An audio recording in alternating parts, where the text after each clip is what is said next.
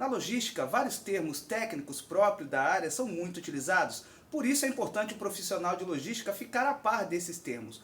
Por exemplo, algumas empresas optam pela técnica de paletização das suas mercadorias. Se eu falo de paletização, eu vou falar também de unitização. E se eu falo de unitização de mercadorias, eu vou ter que falar de lastro, camada e blocado. Ficou com dúvida? Fica comigo que eu vou te explicar.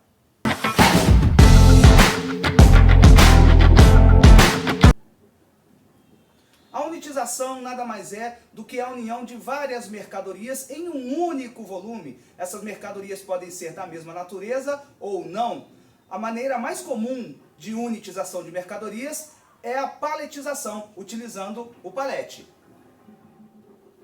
Como eu disse, grande parte das empresas optam pela paletização das suas mercadorias.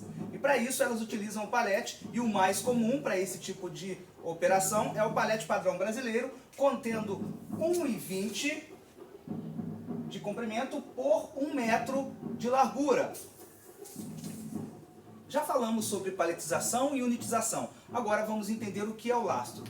O lastro é a quantidade de caixas que eu coloco no meu palete e a organização dessas caixas, camada por camada. E normalmente, cada camada deve ser montada inversamente à camada anterior, para que o seu lastro e o seu blocado, quando ele estiver montado, ele seja firme. Por exemplo, esse lastro aqui é formado por 8 caixas. 1, 2, 3, 4, 5, 6, 7, 8 caixas. A próxima camada será formada por um lastro também de 8 caixas, só que num formato invertido, para que você tenha firmeza. Então, um lastro completo forma uma camada. E para cada mercadoria ou para cada tipo de embalagem, existe um limite de empilhamento máximo desses lastros. Então, um lastro completo forma uma camada. Nesse exemplo aqui, temos um lastro formado por 8 caixas e temos aqui um empilhamento de 1, 2, 3 camadas. Sendo que para esse tipo de mercadoria, o empilhamento máximo é de 12 caixas ou de 12 camadas.